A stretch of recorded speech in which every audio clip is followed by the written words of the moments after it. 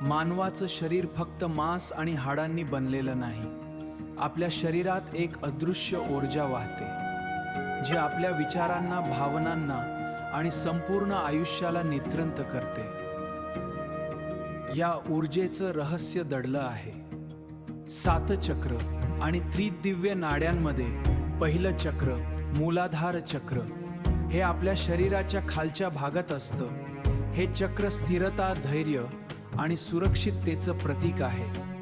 जेव्हा हे चक्र संतुलित असतं तेव्हा माणूस आत्मविश्वासाने भरलेला असतो. दुसरं चक्र स्वाधिष्ठान चक्र हे चक्र भावना, आनंद आणि सर्जनशीलतेशी जोडलेलं आहे. हे जागृत झालं तर जीवनात आणि सकारात्मक ऊर्जा निर्माण होते. तिसरं चक्र मणिपूर चक्र हे आपल्या इच्छाशक्तीचं केंद्र मानलं जातं. या चक्रामुळे आत्मविश्वास, नेतृत्व आणि निर्णय क्षमता वाढते.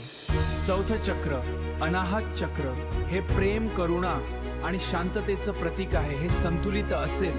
विशुद्ध चक्र हे संवाद, सत्य आणि अभिव्यक्ती करतं. या चक्रामुळे व्यक्तीचा आवाज प्रभावी बनतो. सहावं चक्र याला थर्ड आय देखील म्हणतात. हे अंतर्ज्ञान, बुद्धी आणि आध्यात्मिकीशी संबंधित आहे. हे जागवत, सर्व शक्य, सहस्रार हे माणसाला विश्वाशी जोडतं. आध्यात्मिक शक्ती सर्वजोवा याच चक्रातून मिळतो. इडा नाडी शांतता आणि चंद्र ऊर्जेचं प्रतीक आहे. पिंगला नाडी सूर्य ऊर्जा, शक्ती आणि कृती दर्शवते. आणि सर्वात महत्त्वाची सुषुम्ना नाडी. जेव्हा इडा आणि पिंगला संतुलित होता तेव्हा सुषुम्ना सक्रिय होते आणि त्याच क्षणी कुंडलिनी शक्ती जागृत होण्यास सुरुवात होते. मानवाचं शरीर हे स्वतःमध्ये एक जिवंत विश्व आहे. 7 चक्र आणि 3 नाड्या समजल्या तर आपण स्वतःलाच नव्याने ओळखू शकतो. कदाचित आपल्यामध्ये दडलेली खरी शक्तीही जागृत होऊ शकते.